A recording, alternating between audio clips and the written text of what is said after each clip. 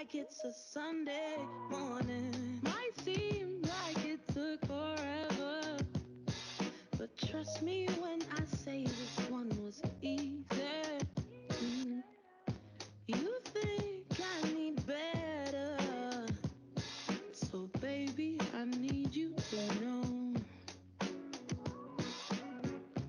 You hold my hand when I look at you. We know what it is. I know you're insecure, it's clear to see.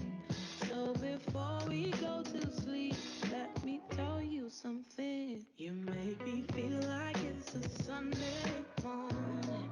Whatever we do comes easy like we want it. And we gon' come forever off, 'cause we ain't got the pressure on us. You make me feel like, you make me feel like it's a Sunday morning. What do I need to say to let you know that all the time you're in my head and I can't get enough of you? It don't matter what I do. Listen, let it all get through. I never knew a thing so true. You make me feel like it's a Sunday morning. Whatever we do comes easy like we want it. And we gon' come forever off, 'cause we ain't got the pressure on us. You make me feel like, you make me feel like it's a Sunday morning. Sunday morning.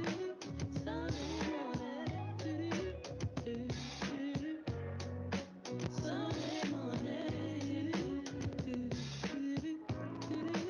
Sunday morning. Feel like it's a Sunday. You make me feel like it's a Sunday morning. Whatever we do comes easy like we want it. And we gon' come forever off, 'cause we ain't got the pressure on us. You make me feel like, you make me feel like it's a Sunday morning.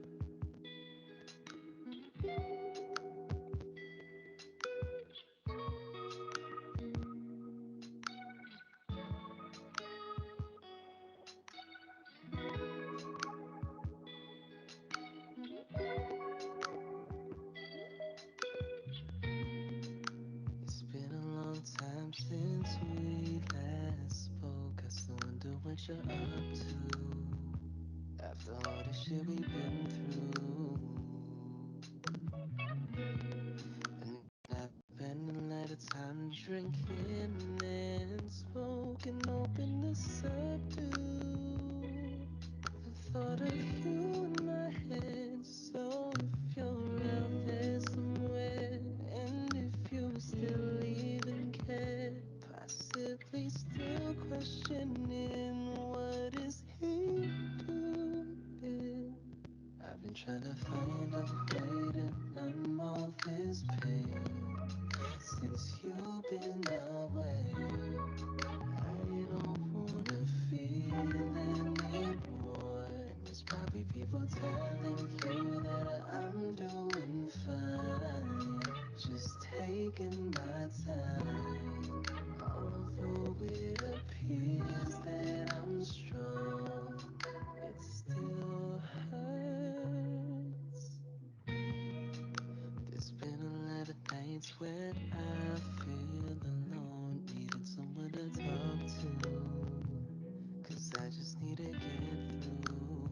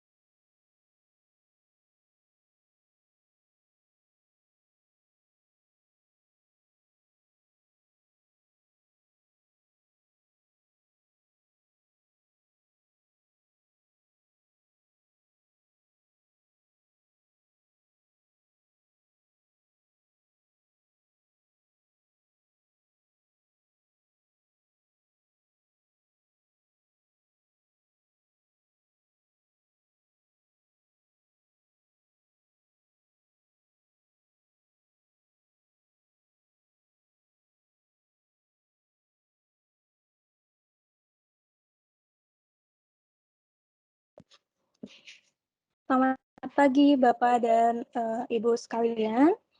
Sebelumnya terima kasih atas waktunya sudah join ke dalam webinar pada pagi hari ini. Jadi sebelumnya perkenalkan, nama saya Caroline. Saya yang akan memandu webinar pada hari ini. Kemudian dalam webinar kali ini juga sudah hadir perwakilan dari Prinsipal Cohesity, yaitu Pak Martin sebagai Country Sales dari Cohesity. Kemudian juga di sini juga sudah hadir Pak Rizky sebagai technical team sekaligus sebagai speaker kita pada pagi hari ini. Jadi pada pagi hari ini kita akan membahas terkait dengan solusi Cohesity, bagaimana caranya solusi Cohesity dapat membantu Bapak dan tim dalam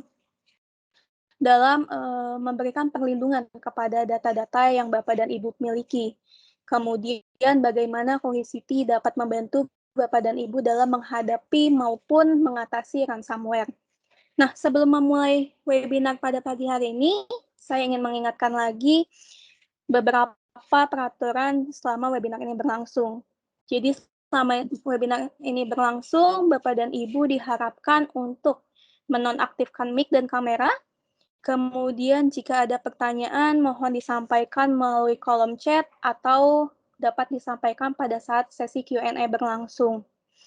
Kemudian dimohon juga untuk menjaga ketertiban selama webinar berlangsung.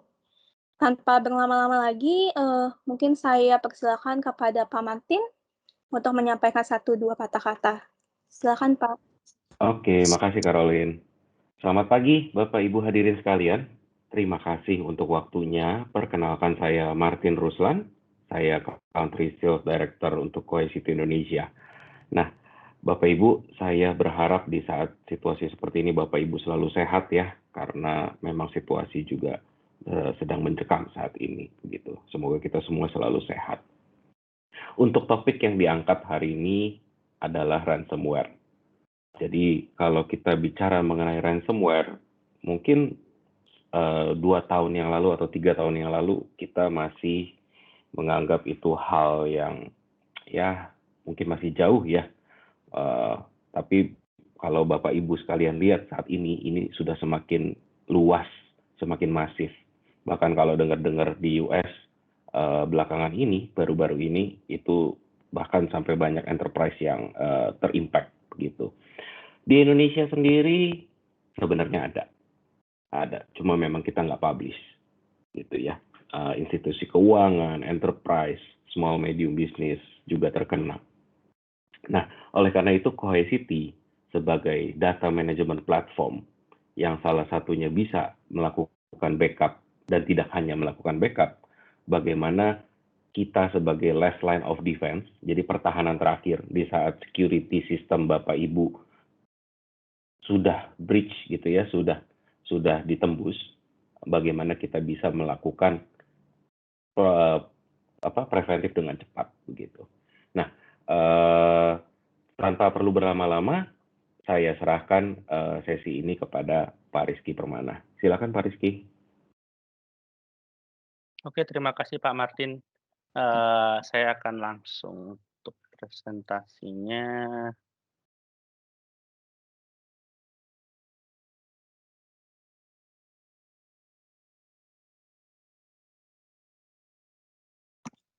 Oke, sudah terlihatkah Caroline untuk presentasinya?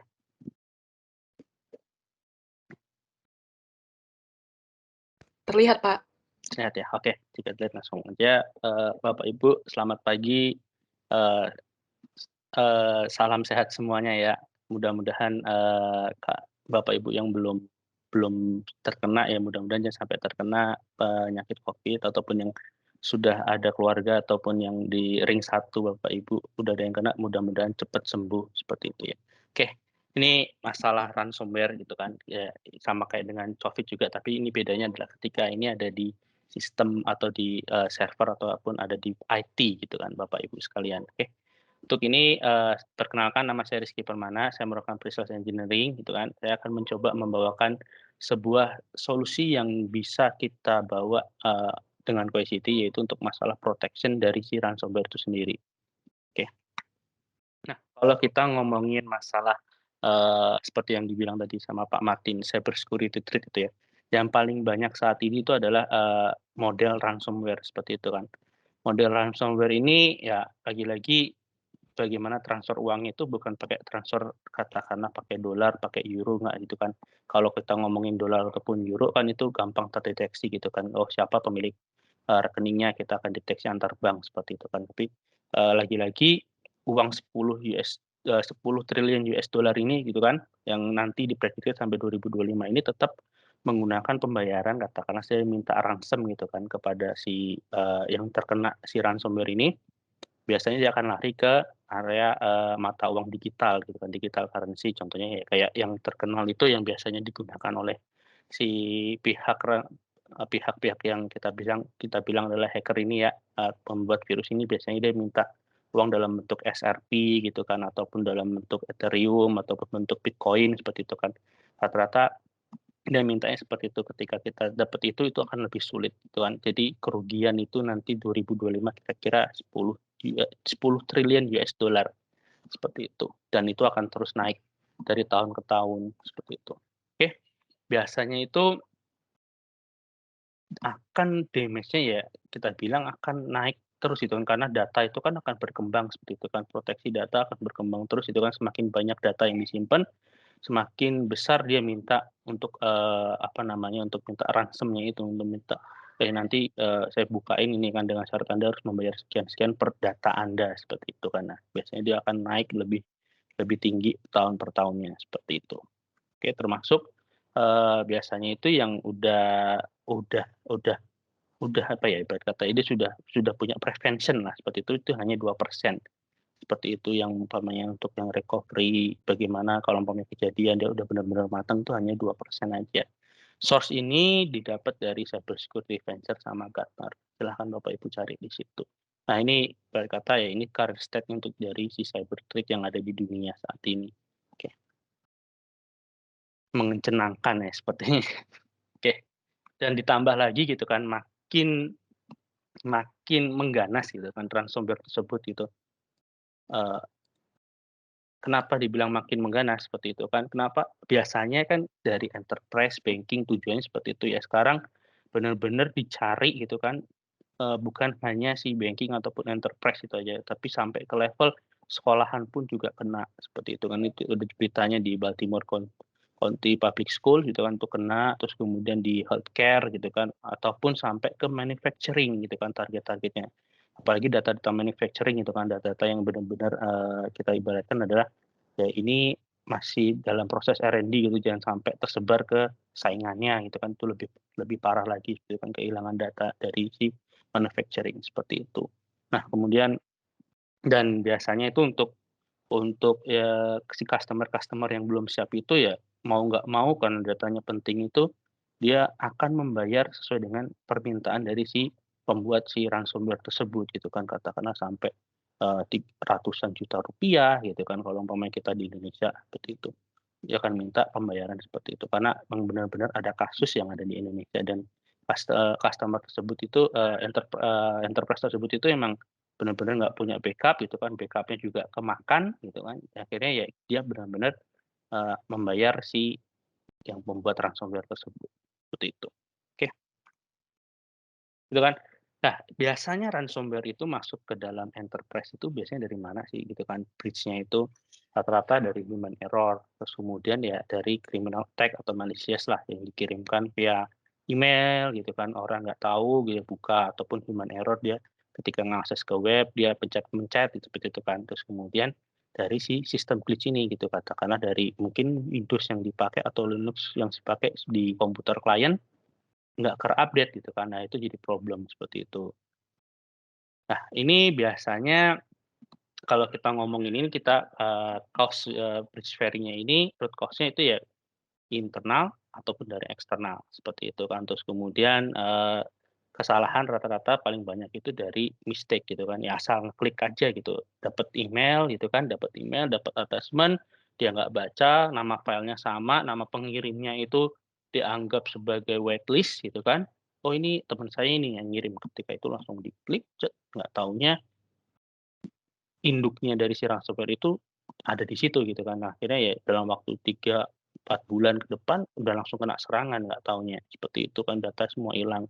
Terutama kalau ransomware itu dia akan ngambil, username yang memiliki hak akses lah. Jadi dia akan menyerang ke kalau umpamanya customer sudah punya LDAP ataupun Active Directory, dia akan mengambil siapa sih user ini memiliki hak akses paling paling besar. Jadi ibarat kata kayak super admin-nya lah, dia akan ngambil informasi tersebut dan dia akan menyebarkan, akan login ke beberapa network yang ada di situ menggunakan si, super admin-nya tadi itu, gitu kan.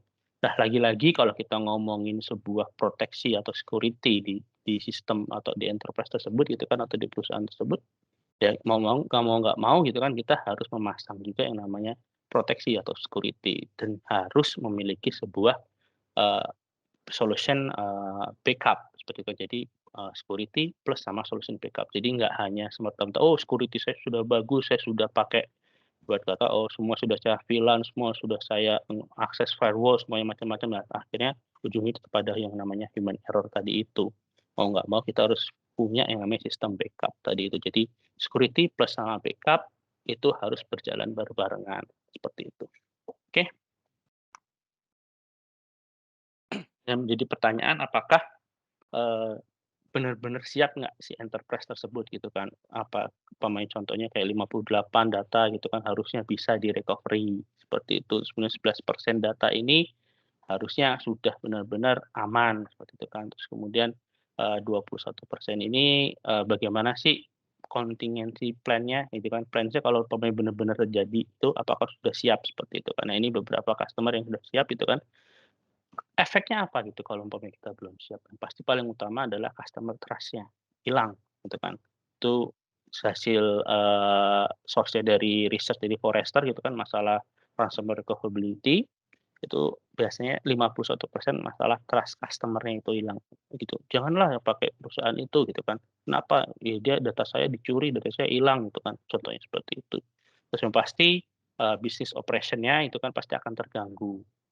Pasti itu kan, karena kita mau nggak mau kita harus me-restore semuanya, kita harus ngecek file kita, file yang kita backup itu kan katakanlah kalau kita sudah punya backup, kita harus ngecek backup-nya mana nih yang nggak kena nih, seperti itu. Terus kemudian, eee, network mana nih yang nggak jadi tempat untuk jalurnya, ransomware tersebut, kita harus pindahin jalur tersebut gitu kan. Kita harus ngecek seperti itu. Jadi ketika ngecek itu paling ya kalau paling cepat katakanlah 3 hari atau 7 hari bisnis bisa berjalan normal seperti itu. Kalau enggak ya bisa benar-benar, eee, kolaps bisnis tersebut.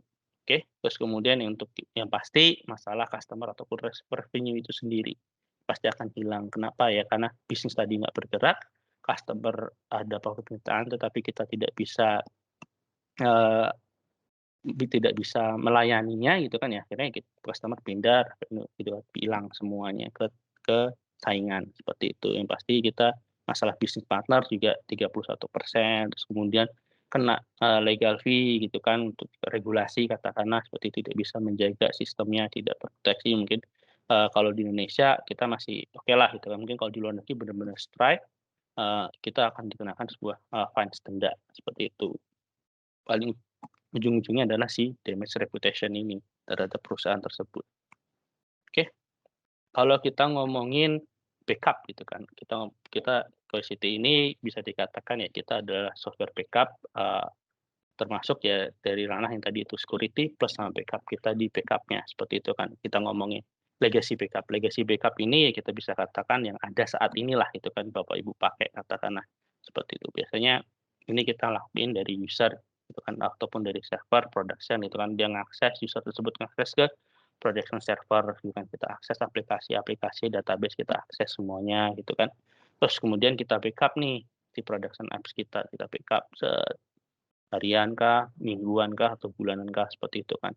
Dan ini keadaan masih normal seperti itu. Suatu suatu saat, suatu ketika gitu kan, si user dapat email nih, ternyata katakanlah dia dapat email dari temannya, gitu kan. Temannya emailnya valid, gitu katakanlah bisa whitelist masuk ke katakan dia sudah punya security mail gateway, masuk gitu kan.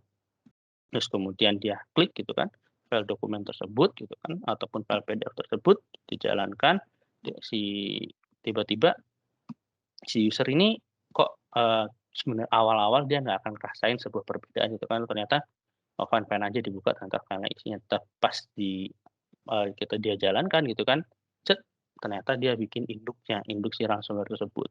Kemudian dia gali informasi gitu kan, informasi dia ambil dari katakanlah dari AD ataupun LDAP gitu kan, super user-nya gitu kan. Dia collect juga dari si komputer yang jadi terjangkit si ransomware ini gitu kan. Oh ternyata dia nyimpen password ada di Chrome gitu, dia ambil datanya, diolah.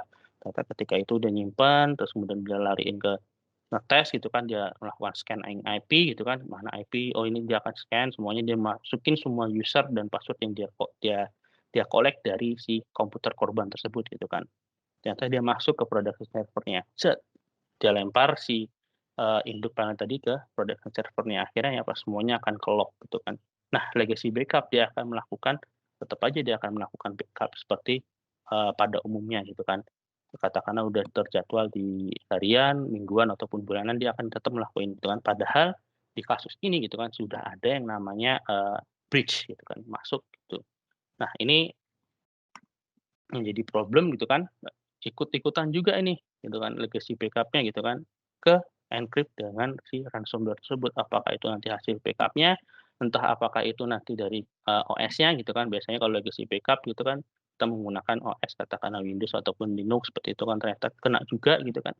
Datanya semua ke-lock di sini seperti itu. Akhirnya apa, ketika pengen me-restore gitu kan, me-recovery gitu kan, keadaan semula yang benar-benar bersih gitu, ya nggak bisa. Kenapa? Karena semua sudah di-lock dengan sama si ransomware tersebut. Yang apa akhirnya? Ya akhirnya jadi collapse data tersebut. Untung kalau umpamanya masih untung gitu, dia punya backup yang jauh lagi gitu kan. Jadi untuk replikasi dia jauh lagi, akhirnya nggak kena karena beda VLAN, seperti itu kan. Nah, kalau untung dia masih punya yang lain, dia bisa restore. Tapi kalau umpamanya dia cuma punya satu legacy backup aja nih gitu kan, itu yang jadi pusing, seperti itu. Oke. Nah, untuk menjawab pertanyaan ini ataupun untuk menjawab dari kasus seperti ini gitu kan, Cohesity ini eee, berpikir bagaimana kita bisa menjawab dari tantangan tersebut gitu kan. Kita di sini punya yang namanya integrated security gitu kan, di sini ada untuk masalah defense backup-nya, restricted access-nya, detect-nya, baik itu resist downtime-nya sampai dengan compliance-nya. Semua yang kita punya di dalam si Cohesity ini, seperti itu. Oke, kalau kita ngomongin defense dari backup-nya gitu kan. Kita si Cohesity itu menggunakan namanya span file system immutability, itu apa gitu kan, itu sebuah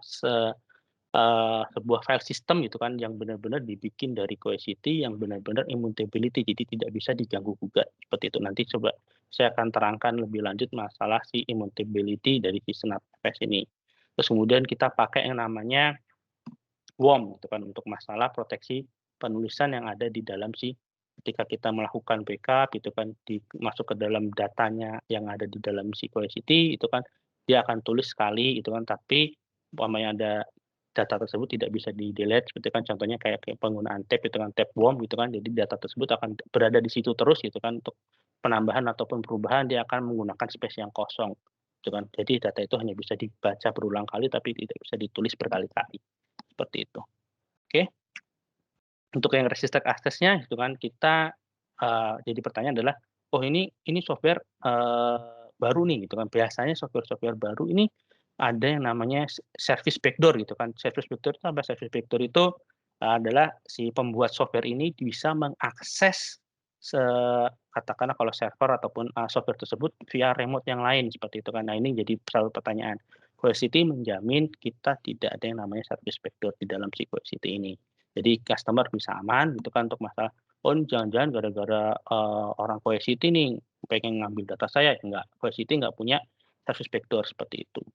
Jadi benar-benar semua keamanan, semua user itu ada di tangannya si user tersebut, seperti itu. Oke. Nah, di sini di dalam Cohesity juga kita bisa mendetek gitu kan, kita bisa melakukan ransomware detection. Ransomware detection itu kita bisa integrasikan dengan AI kita, seperti itu kan, machine learning kita gitu kan. Oh ini kita bisa melihat, nanti coba saya akan demokan, saya akan lihatkan videonya bagaimana kita bisa mendetection dari ransomware tersebut. Terus kemudian kita juga bisa melakukan vulnerability scanning. Vulnerability scanning ini adalah apa? Jadi kita bisa men-scan katakanlah VM yang ada di dalam Cohesity itu sebenarnya sudah benar-benar terpatching atau belum sih? Seperti itu kan. Itu nanti dari situ kita bisa tahu, oh ternyata ini ada patching yang harus kita lakukan untuk menutup celah dari keamanan seperti ini, gitu katakanlah seperti itu. Dan kita harus lakukan itu karena si patching tersebut bentuknya adalah critical. Nah, kita bisa melakukan vulnerability scanning sampai ke level itu. Terus kemudian kita punya feature yang namanya Active Directory Granular Comparison, gitu, komparasi si Active Directory, kita bisa melihat ada nggak sih perubahan gitu. Katakanlah saya sudah nyimpan nih backup dari Active Directory saya yang ini gitu kan pada tanggal 1 Juli gitu kan, ternyata saya ada kejadian di tanggal 10 Juli katakanlah seperti itu. Nah, kita akan melakukan komparasi, oh ternyata ini ada perubahan nih gitu kan, ada yang berubah password, ada yang menambahkan user AD di sini dalam bentuk admin seperti itu kan, katakanlah adminnya cuma hanya 3 orang, kok ditambah tiba-tiba ada 4 orang seperti itu. Kita bisa melakukan scanning sampai ke level situ untuk masalah comparison si Active Directory-nya. Oke. Kalau umpamanya kita sudah ada kejadian gitu ya, ini sudah ada kejadian, kita katakanlah yang terserang kebetulan Bapak Ibu semua sistemnya sudah menggunakan VM gitu kan, virtual machine gitu kan. Nah, kita bisa melakukan instant mass restore gitu kan. Instant mass restore itu apa? Instant mass restore kita bisa melakukan secara berbarengan, katakanlah saya punya 10 ataupun 20 VM yang udah terjangkit sama ransomware nih. Kita bisa melakukan instant mass restore, jadi berkata ya benar-benar cepat restore-nya.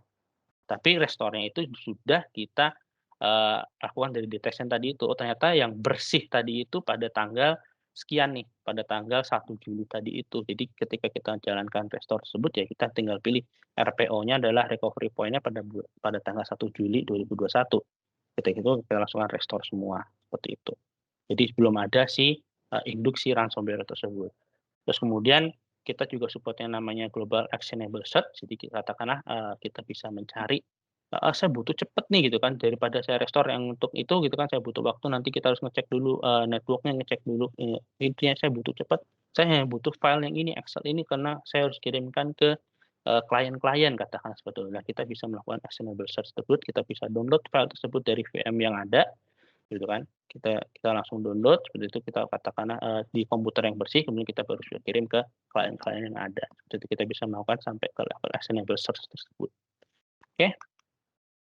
Yang pasti kita ada compliance sendiri untuk masalah security dari PCI DSS, kemudian FIPS 140 gitu kan, kita komplit untuk security, nanti di belakang ada penjelasan lebih komplitnya. Nah, kalau kita ngomongin tadi kan SpanFS immutability. Immutability itu apa gitu kan? Immutability itu benar-benar kita nggak bisa dimodify ataupun di-delete. Seperti itu ya, konsep seperti konsep PUM tadi itu. Bahkan sampai ke level privileged user gitu kan. Nah, ini namanya immutability, seperti itu.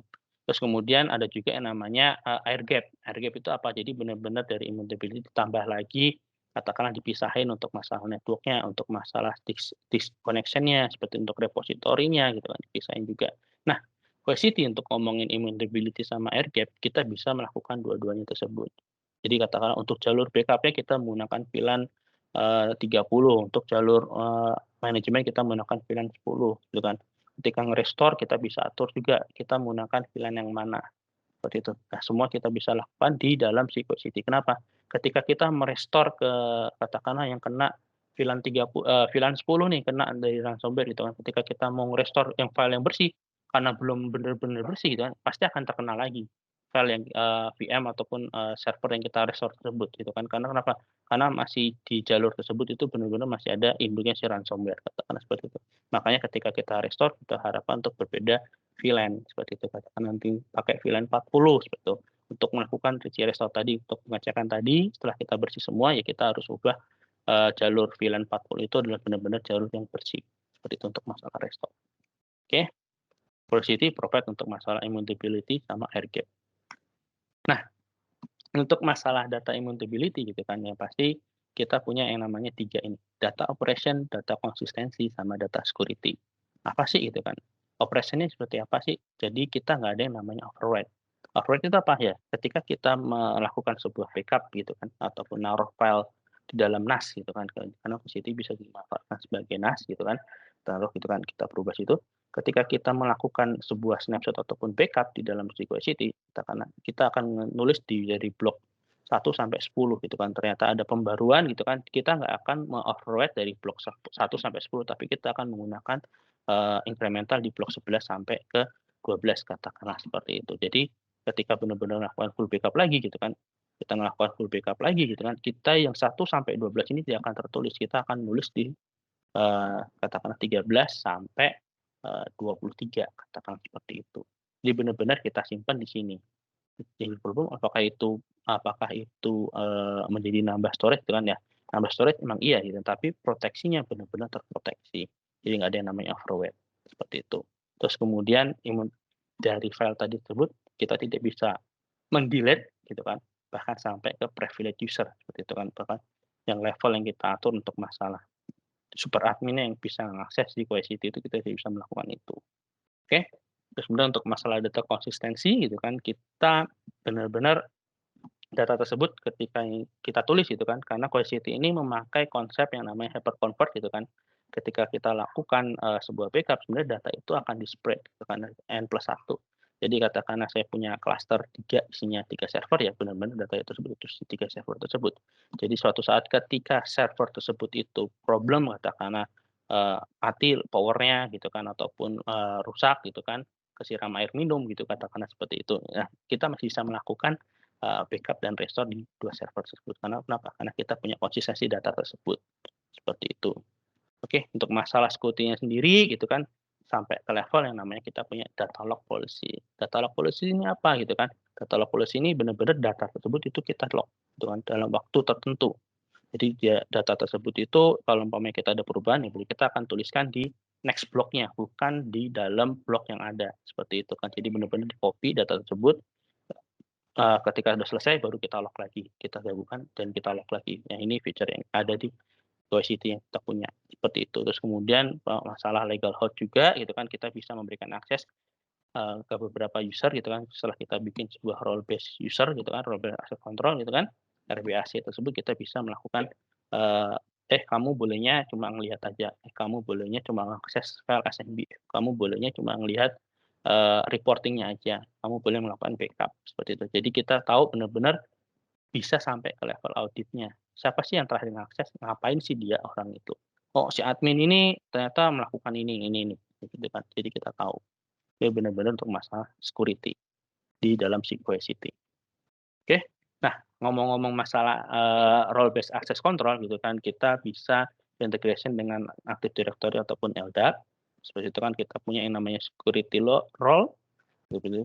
Bisa lihat itu role-nya ada admin, ada data security, self-service, itu kan ada macam-macam, atau bahkan nanti kita bisa menambahkan custom role itu sendiri untuk menambahkan fitur-fitur tambahan yang ada di sini. Oke. Terus kemudian katakanlah untuk data log ataupun legal hold kita bisa tambahkan di sini untuk sesuai dengan si adminnya. Kita bisa separated gitu kan. Terus kemudian kita bisa custom role create itu kan kita support yang namanya multifaktor gitu kan. Menggunakan SAML 2.0 gitu kan, terus kemudian kita punya self support service gitu kan, image user untuk scope, jadi kita bisa atur gitu kan, dia itu ngapain aja sih, gitu kan, roles-nya seperti itu kan, hanya pembatasan kah untuk spesifik objek, katakanlah dia sebagai si backup khusus untuk database-nya, backup untuk PM foldernya dan macam-macam kita bisa atur di sini semua. Yang pasti selalu kita omongin adalah kita nggak punya namanya service backdoor seperti itu. Nah, jadi pertanyaan kadang-kadang kalau kita ngomongin gini, bagaimana kalau kita ada problem nih sama Cohesity kita butuhkan sebuah support, direct support langsung dengan si L2, L3 ataupun L4-nya si Cohesity seperti itu kan. Di Cohesity ini memiliki yang namanya support account gitu kan. Support account ini kita bisa aktifkan ataupun bisa nonaktifkan gitu kan. Yang memiliki privilege ya kita, bukan si Cohesity seperti itu. Nanti kita tinggal infokan, support account-nya sekian, Cohesity cluster ID-nya sekian, seperti itu. Password support account-nya ini, seperti itu. Jadi ketika sudah selesai, kita akan infokan ke customer, oke, Bapak boleh mematikan support account dan mengganti password support account, seperti itu. Oke, next-nya gitu kan. Dan kita bisa masalah integrated dengan si detected ransomware. Nah, seperti ini. Ini Bapak Ibu bisa melihat gitu kan. Di sebelah kanan ini adalah dashboard gitu kan yang kita integrasikan ke dalam global UI kita menggunakan Helios. Seperti itu kita akan nge-tag di center ini ada 138 yang nge-tag karena ada objeknya ini aneh gitu kan, anomali seperti itu. Nah, ini dengan catatan kita combine dengan central dashboard kita yang kita sebut namanya Cohesity Helios seperti itu. Dan di sini kita bisa melakukan analisa nih simptomnya, cycles-nya gitu kan. Dari posisi ini, ternyata VM ini gitu kan pada hari ini latest change clean snapshot kita bisa atur di sini. Ternyata anomalies mulai dari sini. Katakanlah jam 2 dan ini jam 1 dengan jam 1 malam gitu kan. 1 siang gitu kan. Ternyata perubahan di jam 2 siang.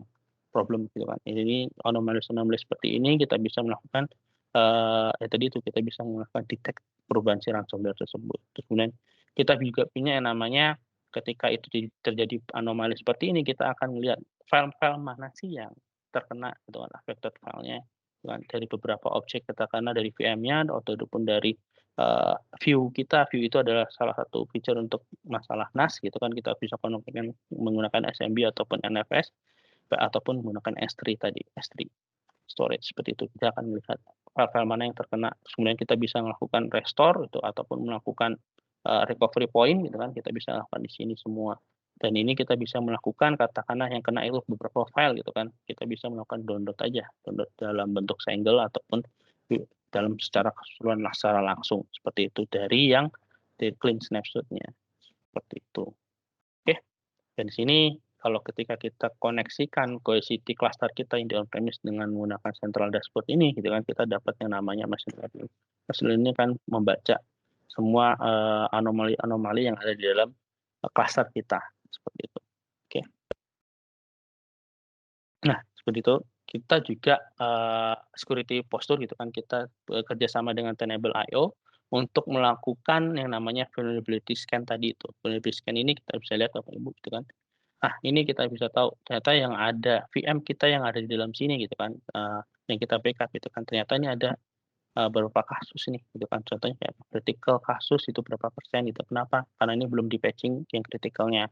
Kemudian kita melihat patching vulnerability yang ada gitu kan. Dan nanti dari Tenable.io ini dia akan menginformasikan, patching yang harus dipakai itu adalah katakanlah KB 66 sekian, itu katakanlah KB 4 sekian gitu kan. KB 5 sekian yang harus diinstal. Ataupun itu kalau kita ngomongin di Windows ya, ataupun ngomongin di Linux, kita harus melakukan update untuk yang aplikasi ini seperti itu untuk di Tenable.io-nya gitu kan. Jadi kita bisa mendiscover blind spot gitu kan yang benar-benar kita nggak tahu gitu kan. Terus kemudian masalah recoverability untuk masalah si SLA-nya itu.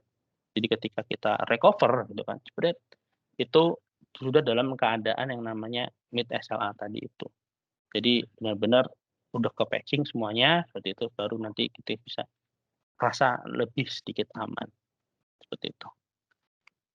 Oke, nah masalah detection sama virus dan malware gitu kan, di Cohesity ini kita bisa mengintegrasikan gitu kan, mengintegrasikan beberapa application gitu kan, seperti SentinelOne ataupun ClamAV gitu kan, untuk masalah proteksi NAS-nya itu di dalam Cohesity. Jadi ketika kita manfaatkan Cohesity sebagai NAS gitu kan, itu termasuk nanti ketika file masuk ataupun file yang akan di-scan gitu kan, ataupun file keluar, itu semuanya sudah di-scan dengan antivirus ataupun anti malware di dalam si Cohesity tersebut seperti itu kan. Kemudian arsitektur kalau umpamanya kita pakai internal itu kan ClamAV menggunakan si SentinelOne seperti itu. Jadi kita nggak butuh yang namanya ICAP eksternal ataupun proxy infrastructure untuk maintenance simple yang pasti kan. Terus kemudian masalah better performance ataupun latency, jadi nggak perlu data tersebut kalau umpamanya kita pakai ICAP kan kita harus lariin dulu ke server antivirusnya baru kita balikin lagi ke kliennya seperti itu. Kalau ini semua sudah include di dalam si Cohesity-nya seperti itu. Untuk masalah IC2 scale-nya itu kan untuk masalah katakanlah Cohesity kita sudah makin besar gitu kan, nah itu nanti akan otomatis si SentinelOne ataupun Cloudflare-nya akan melakukan scale out seperti itu. Oke, sebenarnya pasti kita punya integrated protection tadi menggunakan Cloudflare ataupun SentinelOne. Nah, kalau kita ngomongin TCO atau business value-nya gitu kan, karena kita nggak ada external infrastructure, jadi kita bisa menghemat kira-kira 20K itu kan. Ini per tahun untuk maintenance 50K per tahun. Untuk TCO sampai 3 tahun itu ya kira-kira 170K untuk masalah security-nya aja. Jadi sangat-sangat menarik sih sebenarnya gitu. Oke. Nah, kalau kita ngomongin ada kejadian gitu kan, kita pengen melakukan sebuah restore seperti itu. Nah, kalau umpamanya kita ngomongin di legacy backup gitu kan ataupun legacy backup sendiri gitu kan. biasanya kan Bapak Ibu akan menyertakan yang namanya deduplication ya. Itu deduplication itu kan berarti dia akan melakukan federation. Dia akan benar-benar dikompres sampai benar-benar kering gitu kan filenya. Seperti itu, benar-benar hemat storage-nya gitu kan. Karena ini ada cerita 50 GB untuk VM kita akan restore dengan butuh waktu di legacy sekitar 45 menit. Kenapa? Karena ketika kita jalan yang pertama kali gitu untuk masalah initiate restore gitu. Restore di recovery point pada tanggal 1 Juli tadi itu. Sebenarnya dia akan melakukan rehydration dulu, ngambil dari database, dia akan rekonstruksi ulang VM tersebut gitu kan. Gitu kan, akan membutuhkan waktu lama di sini. Terus kemudian baru dia restore data, baru akhirnya benar-benar user bisa mengakses VM tersebut. Jadi ada proses yang namanya rehydration ini. Dia harus mengambil datanya. Nah, kalau umpamanya rehydration database-nya untuk yang rehydration ataupun dedupnya ini problem, ya akhirnya apa? Tetap aja nggak bisa kita restore. Seperti itu. Jadi problem di sini. Nah, berbeda dengan QueryCity gitu kan. QueryCity itu kita namanya QueryCity Instant Restore gitu kan.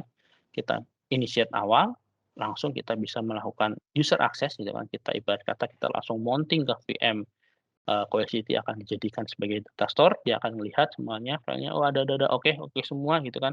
Sudah dalam bentuk ke patching semuanya oke, set gitu kan. Setelah oke semua, kita bisa sambil melakukan restore data. Vmotion storage katakan kalau umpamanya kita pakai VMware, kita pakai Vmotion storage.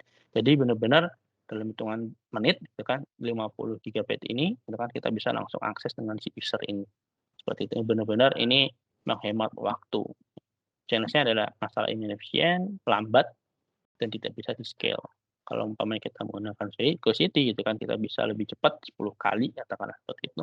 Dan masalah scale using untuk menggunakan Instant Store sendiri. Jadi problem di legacy itu adalah untuk masalah rehydration ini. Seperti itu. QueryCity punya nggak untuk dedup? Ya, kita punya. Kita menggunakan global dedup. Jadi benar-benar kita tidak pasang di satu posisi. Jadi kalau umpamanya kita ngomong legacy ini kan ada yang namanya media server ya. Media server itu untuk peletakan database itu kan peletakan hasil backup-nya katakanlah seperti itu gitu kan. Database dari si dedupnya gitu kan. Nah, kalau umpamanya si media server ini problem gitu kan, itu gimana gitu kan. Nah, kalau si QueryCity, dedup database tersebut kita akan bagi, katakanlah kita punya satu cluster itu 3 server. Kan. Satu cluster itu 3 server. Nah, semua data informasi database deduplication itu kita akan sebar di 3 server tersebut. Jadi tidak menetap di satu server saja. Jadi kalau umpamanya ada problem ya, makanya itu saya bilang satu node problem gitu kan kita masih punya 2 node yang kita bisa melakukan backup sama restore tersebut. Itu jadi lebih masalah ngomongin si scale up ini seperti itu. Oke, kita next masuk gitu kan. Akhirnya apa ujung-ujungnya yang pasti kita harus punya yang namanya monitoring tools seperti itu kan. Nah, dengan bantuan si QueryCity ini gitu kan katakanlah saya punya contohnya saya punya data ini kalau ini di luar negeri kita ngomong di Indonesia aja deh. Saya punya di Serpong Sentul gitu. Sentul gitu. Saya punya di Sentul, data center di Sentul. Saya punya juga data center di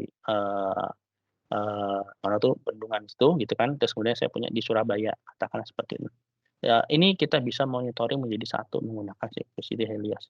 Di dalamnya apa? Di sini kita multi master management, kita punya smart assist gitu kan, dan pasti kita punya namanya machine learning engine tersebut. Apa sih yang kita tampilkan di dalam si cloud-nya ini gitu. Nanti kan data saya ini dong ke-expose semua dong gitu kan. Orang bisa ngambil bisa itu. Nah, itu jadi problem. Ya sebenarnya yang kita tampilkan itu adalah metadatanya aja. Datanya tetap dimiliki sama Bapak Ibu sekalian di dalam on-premise Bapak Ibu. Seperti itu. Nah, ini kita hanya menampilkan si metadatanya aja. Oh, struktur filenya itu seperti ini gitu kan. Isinya file itu seperti ini, seperti itu. Ini hanya metadata-metadata yang disimpan di QueryCity Helios ini seperti itu kan. Baik itu nanti kita bisa integrasikan juga antara ini on premise ataupun di CDR, ini metadata collection-nya gitu kan. Ataupun nanti kita bisa jadiin satu gitu kan dari on prem di CDR. Terus kemudian kita bisa jadikan satu dengan QueryCity, umpamanya kita install di AWS, Azure ataupun Google Cloud ini. Semua bisa di manage dalam single user GUI ini. Plus sama nanti bisa diintegrasikan ke mobile. Seperti itu kita akan kelihatan semuanya sama. Server mana sih yang unhealthy, yang healthy berapa banyak, katakanlah seperti itu. Nah, di sini kita punya multi master management, itu dashboard-nya jadi satu. Nanti smart assist ini fungsinya buat apa gitu kan? Untuk masalah reporting, predictive analytic gitu kan, recommendation gitu kan, semua untuk masalah smart assist ini. Jadi ini ibarat kata robotnya lah, seperti itu. Terus kemudian kita punya yang namanya marketplace tadi itu gitu kan, kita bisa menambahkan beberapa aplikasi gitu kan ke dalam Cohesity kita. Contohnya untuk apa nih? Untuk analitika, untuk automation gitu kan, data recovery automation gitu kan, untuk auditing, antivirus, threat assessment dan discovery seperti itu. Kita bisa tambahkan di sini semua. Seperti itu. Oke. Nah, ini untuk yang security by design, kenapa kita harus menggunakan si Cohesity untuk memenuhi compliance gitu kan. Kita punya yang namanya immutable data placement gitu kan, hanya read only, WOM sama data log-nya semuanya immutable, tidak dapat dimodify, bahkan sampai ke private user. Seperti itu. Yang kita punya yang namanya secure data placement, no overweight design gitu kan, sama integrity check kita ada semua di situ. Kemudian kita bisa menggunakan feature yang namanya air gap gitu kan, modern ataupun tradisional gitu kan. Kita yang namanya single sign on menggunakan sama 2.0 atau MFA multi-factor gitu kan. Kita punya yang namanya role based access control gitu kan untuk masalah manage risk ya. Jadi kita bisa membatasin itu kan nggak semuanya masuk melalui admin gitu kan. Kita bisa atur kamu ngurusin backup VM gitu ya, kamu ngurusin backup database gitu kan. Semua bisa kita atur di sini. Jadi ketika nanti ada problem, kita bisa langsung tahu, kita bisa langsung audit siapa sih yang terakhir akses seperti itu. Termasuknya ini user audit trail-nya gitu kan, kita bisa tahu ngapain si user itu akses. Yang pasti kita nggak punya yang namanya service backdoor itu sendiri. Seperti itu. Oke. Nah, ini untuk masalah security-nya, untuk masalah encryption kita juga support menggunakan AES-256, baik itu data at risk untuk encryption-nya ataupun data in flight encryption. Seperti itu kita menggunakan AES-256 ini. Seperti itu. Untuk communication kita menggunakan TLS 1.2, X509 certificate gitu kan, ataupun kita menggunakan protokol HTTPS untuk melakukan replication antara si cluster satu dengan cluster yang lainnya. Seperti itu. Oke, kemudian kita punya yang namanya data log tadi ini sendiri untuk yang masalah compliance dan regulatory purpose itu kita bisa nge-log data yang ada di dalam file kita gitu kan. Jadi kita tidak bisa modify data tersebut sampai waktu yang telah kita tentukan. Seperti itu untuk masalah legal hold-nya, itu kan data security role-nya, kita bisa tahu gitu kan siapa yang ngejalaninnya gitu kan, siapa yang nambahin, kita semua ada di sini. Legal hold-nya. Terus kemudian masalah ransomware protection ini paling penting gitu kan.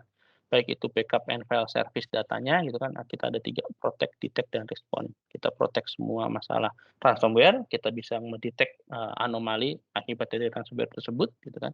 Yang pasti kita untuk yang quickly tadi itu, jadi kita bisa langsung katakan saya butuh cepat nih untuk kita melakukan vektor ya.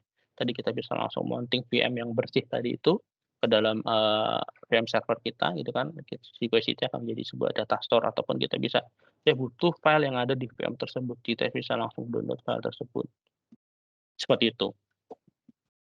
Oke, untuk masalah security certification-nya gitu kan, kita yang pasti kalau ada Bapak Ibu butuh yang namanya FIPS 140-2 kita support, kemudian untuk yang ATO kita juga support TAA certification gitu kan, ini untuk yang di Amerika ya. Kita support gitu kan untuk masalah WOM tadi itu security-nya, data security-nya SEC 17-4F gitu kan, certification kita support. Kalau umpamanya kita mau integrasikan dengan cloud itu kan secure government cloud integration gitu kan, kita juga support yang namanya AWS GovCloud dengan C2S ataupun Azure GovCloud gitu kan. Jadi kita bisa integrasikan katakanlah Bapak Ibu sudah mempunyai Azure ataupun AWS gitu kan. Kita bisa memanfaatkan security di sininya untuk integration. Oke, nah tadi kita ngomongin ini problemnya adalah nggak bisa kita resolve karena semua data di log baik di client, di server ataupun di legacy backup gitu kan. Kalau umpamanya kita ngomongin Cohesity gitu kan, problem data di user di kliennya, protein server kita down karena kita di lock seperti itu. Nah, kita tidak bisa melakukan yang namanya di sini penulisan di Cohesity. Ketika kita integrasi Cohesity dengan menggunakan si Helios ini baik itu data center edge ataupun public cloud-nya. Kenapa? Karena kita ada immutability file sistemnya kita kan. Oh ini ada yang mencoba katakanlah hackernya mencoba untuk mengakses si Cohesity tersebut ternyata dapat IP-nya Cohesity gitu kan, dia masuk gitu, dia mau mencoba login gitu kan nggak bisa sama sekali melalui backend seperti itu. nggak bisa karena kita punya namanya tadi immutability tadi itu. Kemudian karena tadi itu ada airbag, ada multi-factor, sama data encryption, benar-benar bisa diakses si hacker tersebut melalui si aplikasinya. Terus kemudian dari si Cohesity farm-nya ini gitu kan, ketika kita ngomong ke Helios gitu kan, dia akan mendeteksi anomali menggunakan si machine learning tadi itu. Dan ada automated alert, ini ada keanehan, ada anomali nih di server ini sama di server ini, seperti itu kan, mencoba untuk mengakses ke internal Cohesity, seperti itu dia akan alert ini. Nah, kalau umpamanya benar-benar udah kejadian gitu kan, kita benar-benar kita stop gitu kan, Cohesity tidak bisa dimasukin dari back end gitu kan, dari backdoor kita tidak bisa masukin. Akhirnya ya udah kita tahu file kita yang bersih itu adalah pada tanggal 1 Juli gitu kan. Cohesity menyatakan bahwa kita akan restore di 1 Juli secara instant restore tadi itu kan. Seperti ini. Jadi kita akan melakukan instant restore gitu kan. Ngecek filenya, vulnerability semua sudah oke gitu kan, kita bisa jalankan file-file tersebut. Seperti itu. Oke, ini untuk yang workflow-nya gitu kan, benar-benar kita metadatanya, Helios agent-nya, seperti itu. Kita akan nyari gitu kan. Ini ada contohnya untuk yang pertama ekstrak proses gitu kan, Eagle filter vektornya. Ini benar-benar kita ngomongin adalah ya, ini machine learning logiknya dari si Cohesity tersebut. Oke, untuk layer data written-nya kita akan ngecek, kalau ini dia akan lari-lari seperti ini. Ini makanya muncul yang namanya anti ransomware tersebut. Kita bisa lihat sini, Bapak Ibu nggak usah mikirin yang pusing-pusing ini dengan karena akan ditampilkan langsung dalam bentuk grafik yang mudah dipahami. Seperti itu. Jadi ini problemnya itu ada anomali pada tanggal sekian jam sekian gitu kan. Ternyata ini nggak ada anomali gitu kan. Kita bisa akan store posisi di belakang sini. Seperti itu. Oke. Nah, ini sebenarnya ada beberapa video gitu kan. Coba saya akan tampilkan video tersebut gitu kan. Ini yang benar-benar Skylake Medical Center gitu kan. Dia terkena si ransomware tadi itu ya. Makanya ransomware sudah mengarah bukan ke enterprise saja tapi sampai ke level rumah sakit seperti itu. Oke. Ya.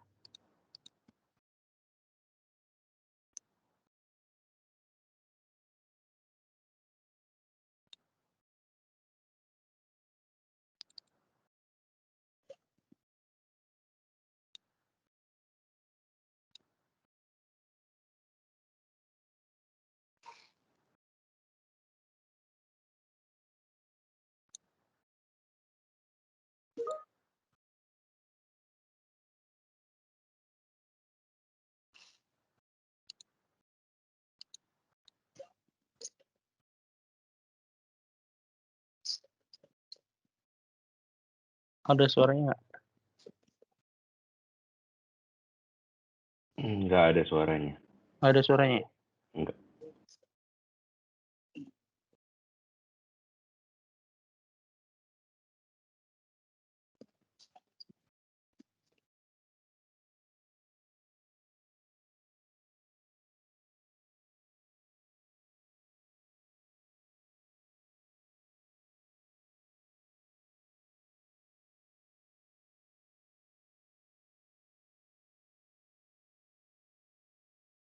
Oke, ada suaranya. Masih belum ada, Pak. Mungkin bisa di-share ulang screen-nya, dimatiin dulu. Oke. Nanti ditik yang bagian tombol include computer sound.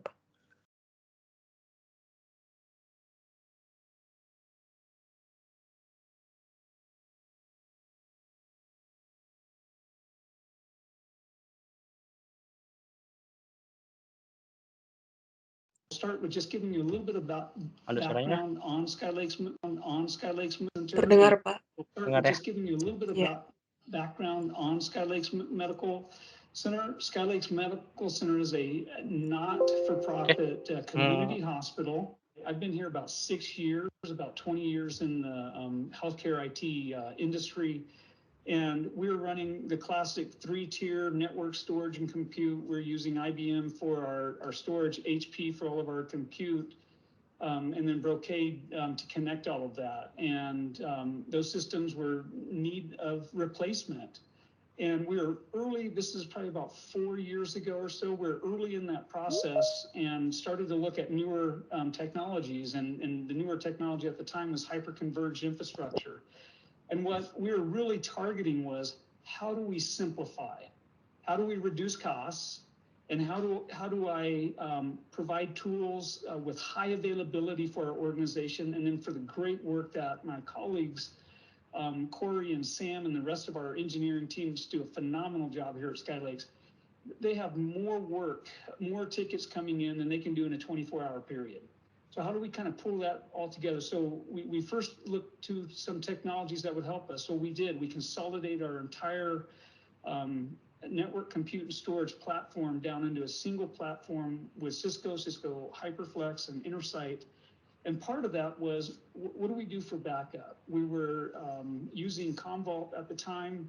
So we went out and looked at the market, looked at different vendors. And again, we needed something that would fit nicely in a simplified, hyper-converged platform around storage. So Cohesity was the vendor that we partnered with Cisco and CDW to move that forward. So again, our real core, what we needed efficiencies, lower cost of ownership, and those efficiencies were critical in order for us to continue to provide high availability and the ability to manage all the work that comes in on a day-to-day basis. Well, let's transition over to the core of it here, and the story of what happened last year with the ransomware attack. Because you guys have been extremely open with what happened, what challenges you went through, lessons learned, both things you did right and things that I think you guys did wrong or you wish you'd known at the start. So can you tell the audience a little bit about that attack and the timeline of that attack? Absolutely. So at Skylakes Medical Center on October 26th, on Monday, October 26th, Skylakes Medical Center was in fact hit with Ryuk ransomware. And the first call that came in to the organization came in at 1:30 a.m., actually on Tuesday, early Tuesday morning at 1:30 a.m. Information Services receives a phone call. And for those of you who take call at your organizations, you know what that's like. We don't have staff 24/7, 365. So Kevin Crowder, one of our engineers, happened to get that call. He receives that call, and the complaint coming in is the system's slow. So performance issues was the first complaint that came in. And for Skylakes, this just happened to be a perfect storm of issues. Let me start out by kind of giving you a timeline of events. So the first thing we had to do is shut our systems off. When we realized, I received the call at 3:30 a.m. from, this is kind of, you guys know how this works. Kevin sees the .ryk, oh man, we've been hit with ransomware. He gets on the phone and he calls his boss, right? So we start the chain of events. His boss calls me at 3:30 a.m. and says, John, we've been hit with ransomware. Of course, then you know what that leads to, right? The next call, I have to call my boss, one of the vice presidents in the organization, our CFO, and say, Rich, we've been hit with ransomware. Not fun to do when you anytime the phone rings now in those off hours, those are scary things. But we wanted to shut down the lateral movement, so we had to shut systems off enterprise-wide. And when I say shut them off, I mean everything. We're talking power down about 2,500 computers, every server in the organization, including third-party systems that in a hospital, very complex environments in the operating room, all through the organization. Every system had to be shut down and plugged from the network. So the next thing we had to do is we had to completely rebuild our network from scratch. So all of you IT people out there, you understand, we're talking 100%. We had to assume everything was compromised, every password compromised. We had to rebuild our entire systems.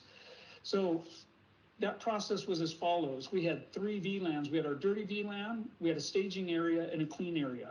So the first step was we needed to restore clean, good, known backups. This is where Cohesity comes in.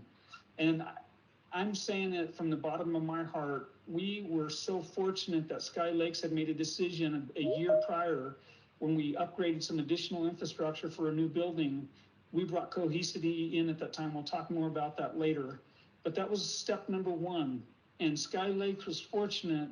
This literally saved our organization because we had good backups that we could draw from. Right from 1208, 1207, on that day, we could pull our backups from the right up to that time. You said, you guys have repeatedly said known good backups and good backups. And can you just kind of contrast what that means in terms of the access? I mean, what do you think the risks are with the legacy environment in terms of having access to backups when something like this occurs? So I'll let Corey and Sam, if you guys will take that from a technical perspective, I'll take it from, again, a strategic perspective. Had we been on our old system, I'll tell you this right now, these guys right now would be buried. I would have them locked in a room and we'd still be recovering. And I'm not joking when I say that. And that isn't, these guys will agree that that is an absolute fact. In fact, I can't even imagine the impact to Sky Lakes Medical Center if we didn't have Cohesity and this technology and efficiencies that we gained. We wouldn't be in existence. I think the earliest known point of good recovery would have been about 2.5 months prior to the attack. So we would have lost 2.5 months worth of imaging, 2.5 months worth of email, 2.5 months worth of any number of databases for any of our clinical applications. And that just, when you're talking patient care, that's unacceptable. And Cohesity, as John mentioned, literally not only saved our lives in our organization, but literally saved patient lives on multiple occasions, just with the abilities that we had using the software and the protection jobs to recover those applications and systems. Oke, video sudah selesai. Coba akan beralih ke slide.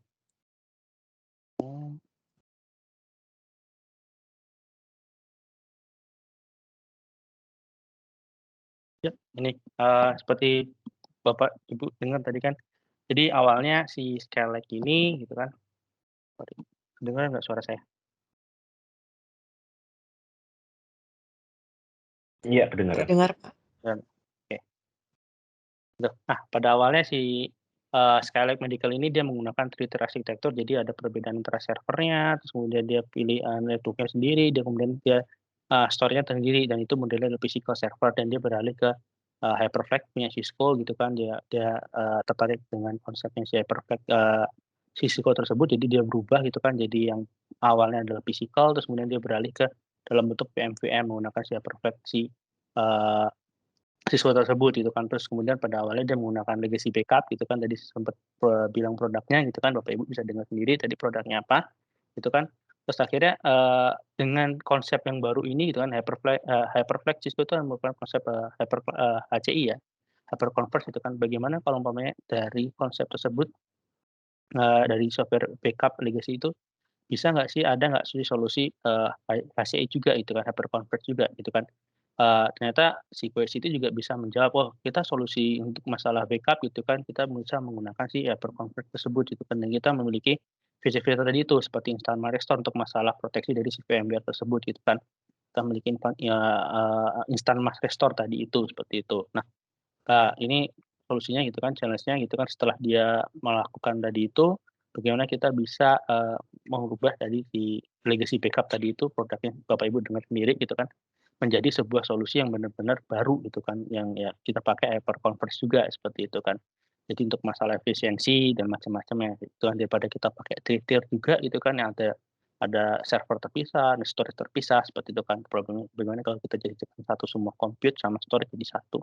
Nah, akhirnya dia pilih namanya Cohesity tersebut. Nah, pada saat kejadian itu kan, setelah dia memilih si Cohesity tersebut, ada kejadian di Sky Lake Medical Center tersebut. Apa kejadiannya, dia kena ransomware yang namanya Ryuk gitu kan.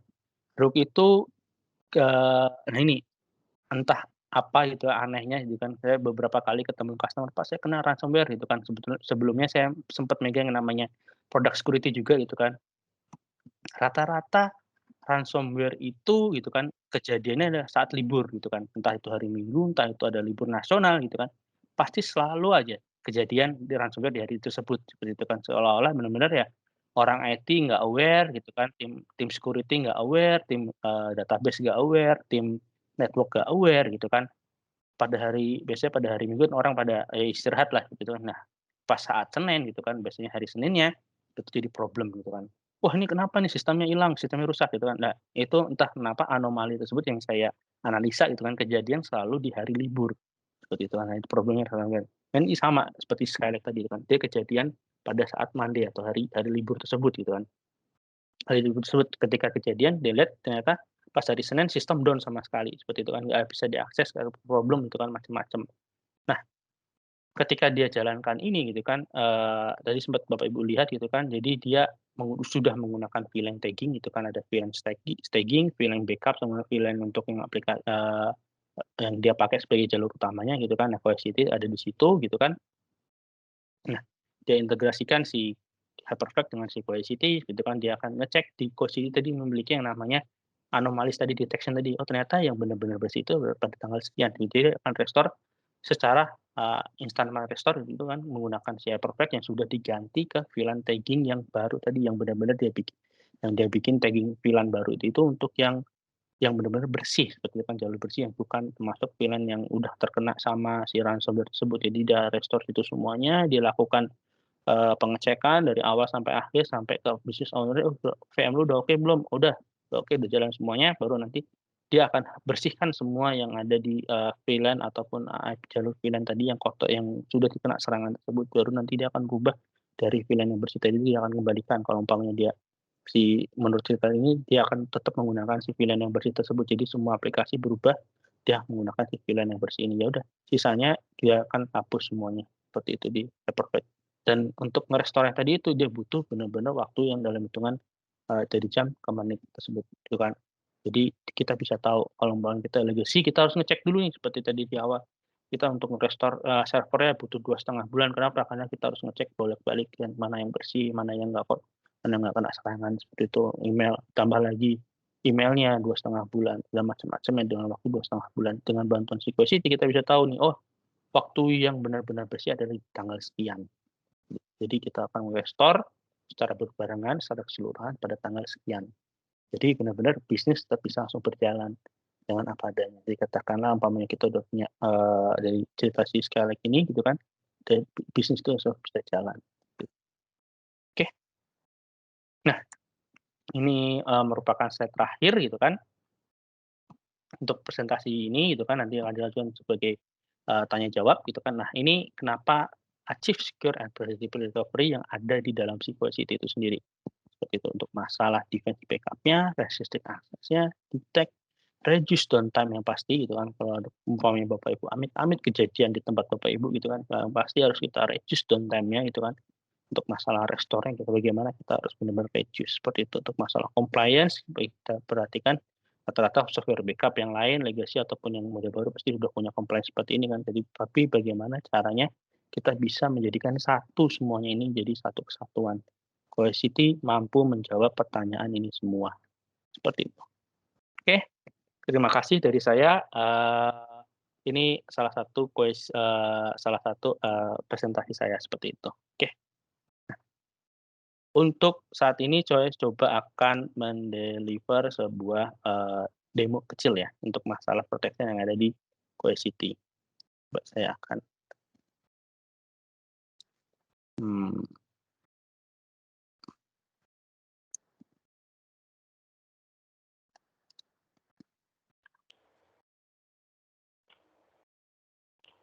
sebuah demo kecil untuk masalah si Cohesity gitu kan. Saya coba akan share. Oke, Bapak Ibu apakah lihat, gitu kan? Jadi saya membuat sebuah kita bilang ini tampilan dari Cohesity-nya gitu kan, ada IP-nya, aksesnya, dashboard-nya ketahuan di sini semua posisinya seperti itu kan.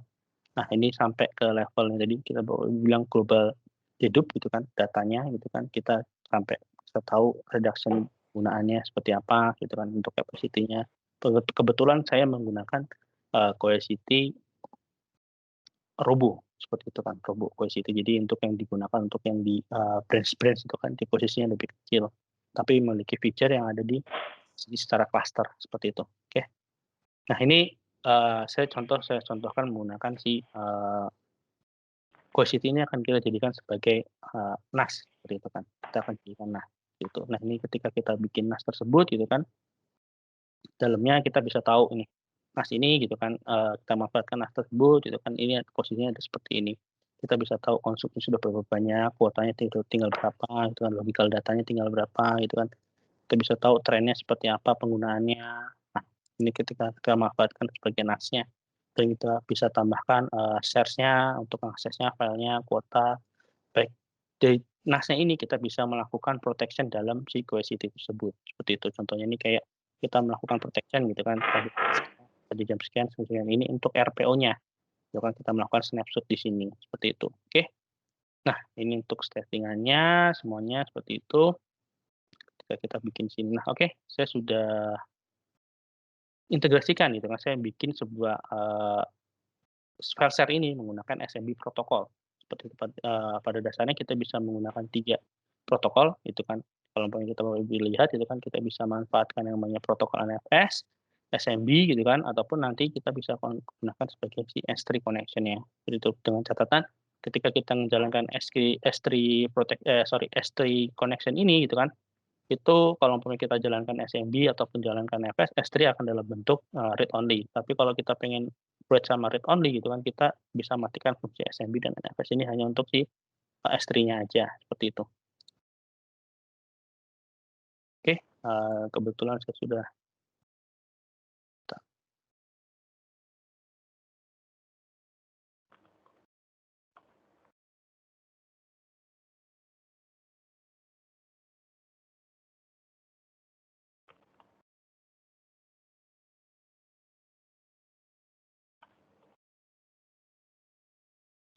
Nah, ini posisinya file share-nya ya sama, kita bisa langsung map network lah dalam sini lah gitu kan.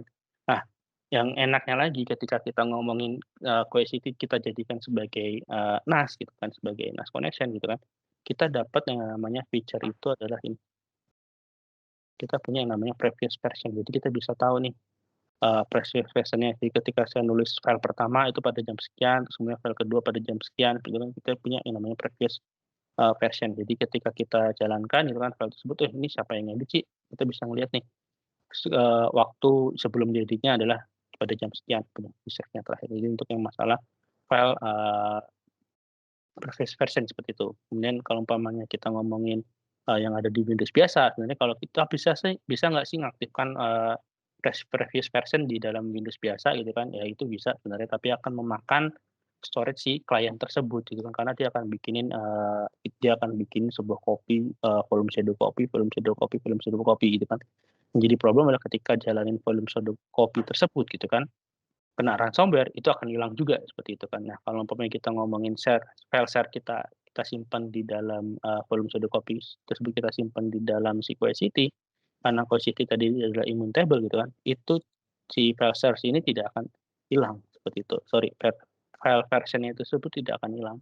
Previous version-nya tersebut tidak akan hilang karena dia akan tersimpan terus di dalam si QSCT. Karena kita bisa integrasikan previous version tersebut di dalam menggunakan si Windows tersebut. Seperti itu, oke. Dia akan berbeda walaupun filenya sama gitu kan.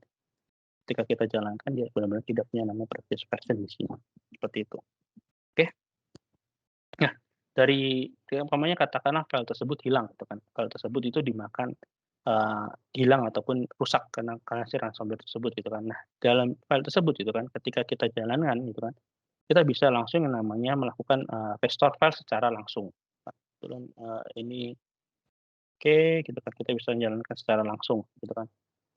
Dari tampilan menu ini gitu kan, dari tampilan menu ini kita masuk ke menu recovery gitu kan, kita bisa tahu, kita bisa merecover file tersebut gitu kan, karena kita sudah melakukan protection gitu kan di dalam si file NAS kita, koneksi NAS kita yang kita kita manfaatkan tadi itu gitu kan. Jadi katakanlah saya pengen melakukan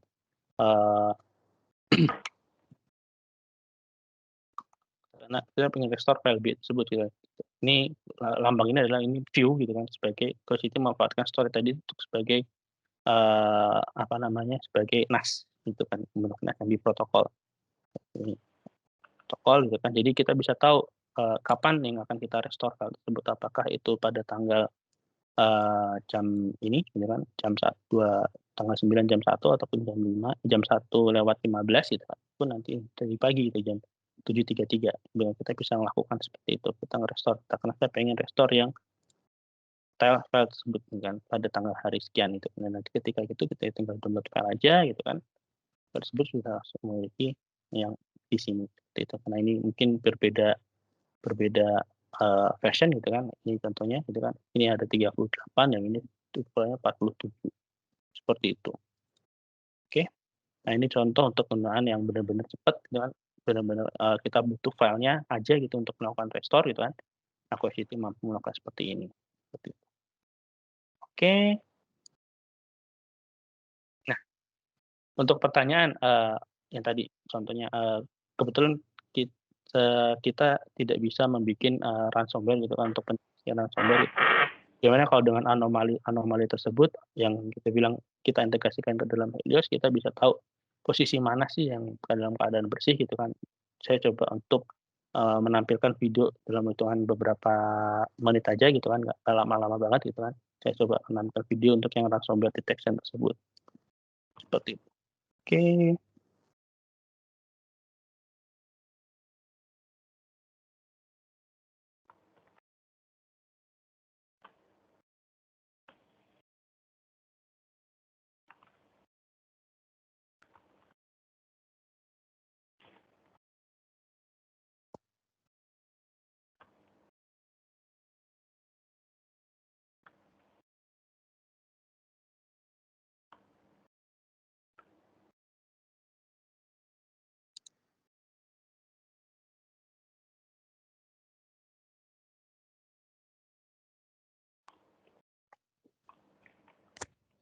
Mungkin sambil menunggu, saya ingatkan kembali kepada Bapak dan Ibu sekalian untuk dapat mengisi feedback form. Untuk formulir feedback form sudah dikirimkan oleh tim kami di kolom chat. Terima kasih. Oke, lanjut aja. Ini coba jangan skip gitu kan. Ini videonya di YouTube gitu kan. Silakan Bapak Ibu search aja how do I use Cohesity anti-ransomware technology. Jadi ini tampilan Cohesity gitu kan. Tadi seperti Bapak Ibu lihat gitu kan. Ini tampilan dalam bentuk Heliosnya seperti itu. Heliosnya Cohesity seperti ini. Kita bisa tahu posisinya di mana, siapa yang terakhir gitu ya. Cluster mana seperti itu kan. Kita bisa tahu di sini semua. Nah, ini coba skip gitu kan. Out there dashboardnya secara keseluruhan gitu kan, dia total clusternya ada 3 seperti itu kan. Seperti itu dia bisa ngelihat compliance-nya, storage-nya, seperti ini menggunakan si Helios-nya. Kalau tadi dashboard dari si internalnya sendiri, bukan yang diakses sendiri langsung menggunakan IP-nya Cohesity gitu kan. Dan untuk yang Helios-nya dia bisa atur semuanya, bisa melihat posisinya, clusternya seperti kan. Untuk yang VA, Cohesity LTS test dan macam-macamnya ada 3 seperti itu. Diakses gitu kan, bisa ngelihat nih ketika kita jalankan posisinya ini mengganti dashboard tadi dalam bentuk si security gitu kan, dia akan notifikasi, dia akan dapat nih 4 konkuren di 1 cluster dari 2 source dan 3 protection group gitu kan. Dia akan melihat ternyata ada anomali di objek yang ini, objek VM sekian seperti itu kan. Ini nama source-nya dari ini, kemudian cluster ini pada tanggal sekian Desember 2020. Dia akan melihat, dia akan informasikan cluster tersebut. Seperti itu. Dan ketika dia klik gitu kan, sebenarnya kita bisa notification, bisa ganti information notification kalau umpamanya katakan lebih dari 70 seperti itu kan. Ini kita bisa atur di sini ya. Seperti itu. Oke, nah ini contohnya adalah kita bisa melihat nih tanggal berapa yang benar-benar clean gitu kan. Ini ternyata jamnya itu ada problem di sini, ada breach di sini pada tanggal jam 8 pagi gitu kan, pada tanggal 12 Desember tanggal 17 gitu kan. Dia akan melihat di 12 Desember 14 itu masih oke-oke aja. Dia akan melihat, dia akan menyarankan di sini nanti. Ini contohnya adalah beberapa recovery point gitu ya, recovery point di jam 8, jam 4, jam 8, jam 4, jam 8, jam 4, dan melakukan 2 kali backup gitu kan. Seperti itu, dan ternyata ada problem di jam 8 pagi ini gitu kan, tanggal 17 dia akan lihat. Dan di sini akan ketahuan nih file-file mana yang telah di-edit atau di-modify ataupun di-delete, ketahuan di sini semua filenya. Nah, nanti dari sini semua gitu kan, kita bisa langsung jalankan si action sih yang ada di posisi sini. Ini contohnya ada anomalies gitu, snapshot tambahan tiba-tiba sampai 5,1 GB. Yang awalnya hanya sekitar 800 GB aja, seperti itu kan. Nah, ini kita bisa langsung lakukan si action di sini. Apakah kita mau restore secara berbarengan atau bagaimana. kita bisa lakukan di kasus ini seperti itu. Oke, nah ini untuk yang ada faktor filenya kita bisa pilih satu-satu ataupun pilih secara tercentang aja semuanya di sini seperti itu. You can go right from here. So to Oke. an event, you know. Untuk presentasinya dari saya dan demonya selesai, kita bisa lanjut ke sesi berikutnya. Terima kasih semuanya telah mendengarkan informasi yang saya berikan. Oke, terima kasih Pak Rizky untuk sharingnya. Selanjutnya kita akan lanjut ke sesi Q&A. Kalau saya lihat di kolom chat sudah banyak pertanyaan dan terima kasih untuk Pak Martin sudah dibantu jawab juga. Mungkin Bapak Ibu ada yang ingin langsung didiskusikan, bisa open mic juga, mumpung ada ahli-ahli dari Cohesity di dalam webinar ini. Atau kalau misalkan ingin drop pertanyaannya lewat kolom chat juga silakan. Sambil menunggu, biasanya customer bingung, jadi Cohesity itu apa sih ya? Dia bisa ini, bisa itu. Jadi sebenarnya begini Bapak Ibu, Cohesity itu adalah sebuah data management platform yang teknologi arsitekturnya itu mengambil teknologi dari hyperconverged. Artinya kita tidak membutuhkan storage lain. Bapak Ibu tidak membutuhkan storage tambahan karena kita sudah menyediakan semua berupa compute dan file system dan capacity. Nah, cuma hyperconverged ini tidak digunakan untuk menjalankan VM seperti teknologi Nutanix, Simplivity. Tapi teknologi hyperconverged ini kita bawa ke data management sehingga untuk secondary data, yaitu sebagai file share, kemudian sebagai backup, dan sebagai object storage. Jadi, saya juga mau sharing, kemarin saya ada ikut acara ransomware juga di Ision, Indonesia CIO Network. Ada satu pertanyaan yang bagus, di mana salah satu CIO menanyakan bahwa, oke, backup itu mahal loh, ya kan? Jadi kalau dengan backup itu mahal, best practice-nya seperti apa?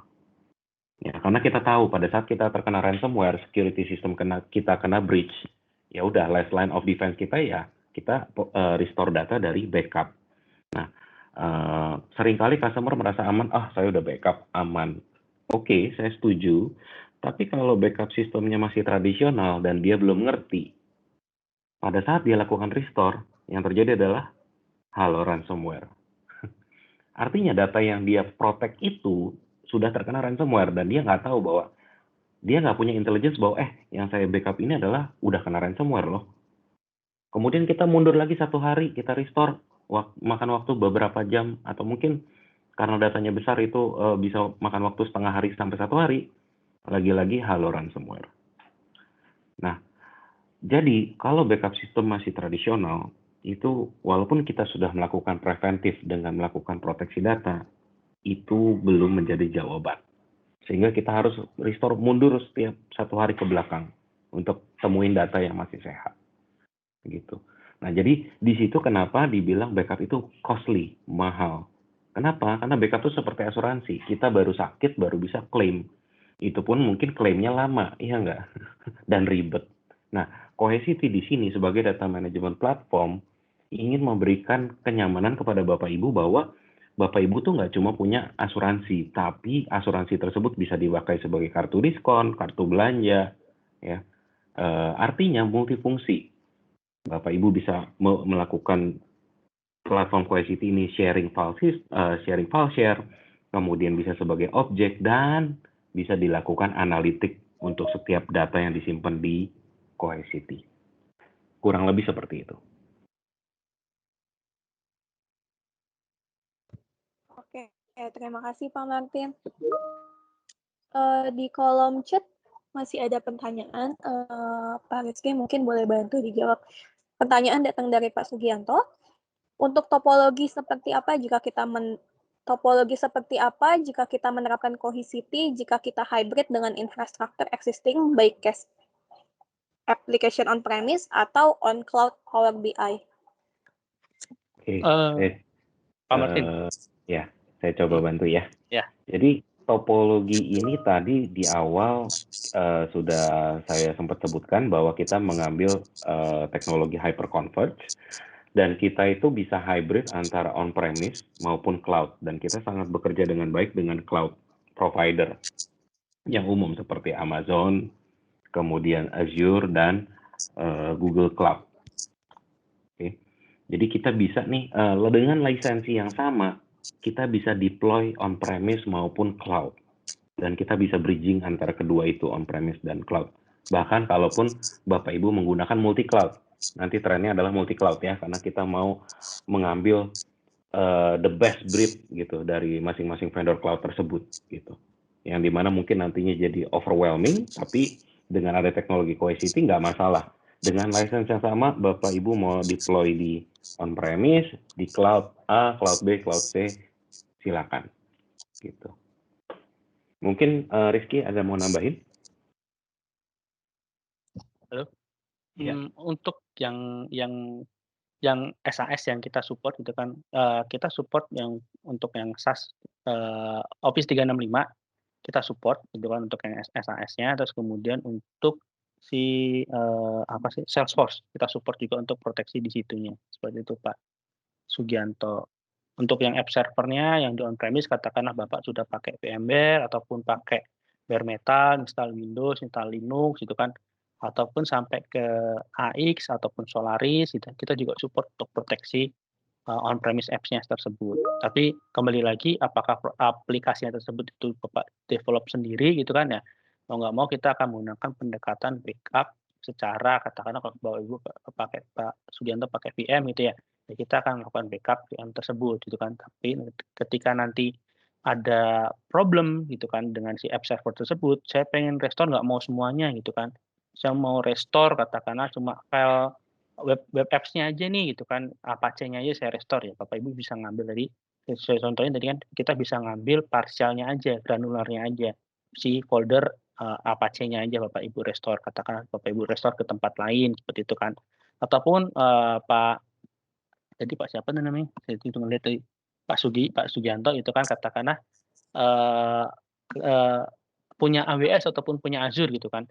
Nanti Bapak yang sudah ada di on-premise ini yang Bapak backup ini VM-nya katakanlah itu Bapak bisa langsung jalankan ke Azure ataupun ke AWS. Seperti itu. Asal Bapak Ibu Pak Sugianto ini sudah punya Azure, sudah punya cohesity yang ada di Azure. Nanti kita bisa transfer dan kita bisa jalankan langsung di Azure ataupun AWS tersebut. Jadi berkata kita punya DR secara langsung lah di Azure tersebut.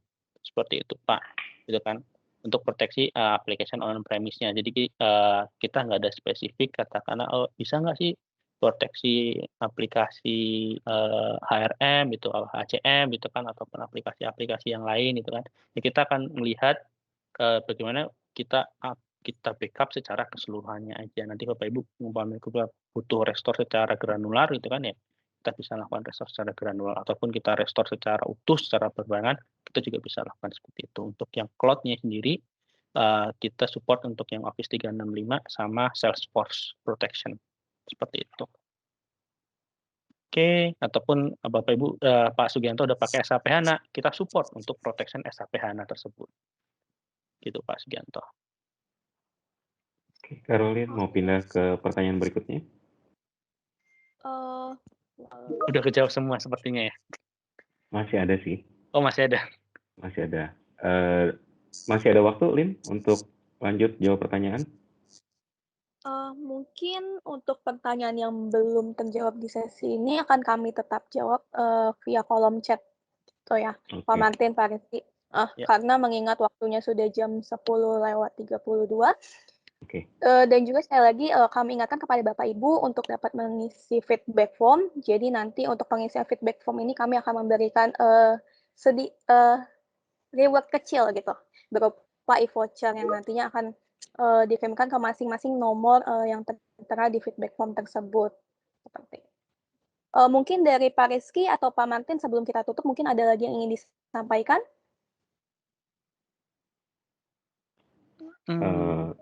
Dari saya, jadi memang ransomware itu impact-nya memang biasanya kita lihat adalah file-file unstructured ya.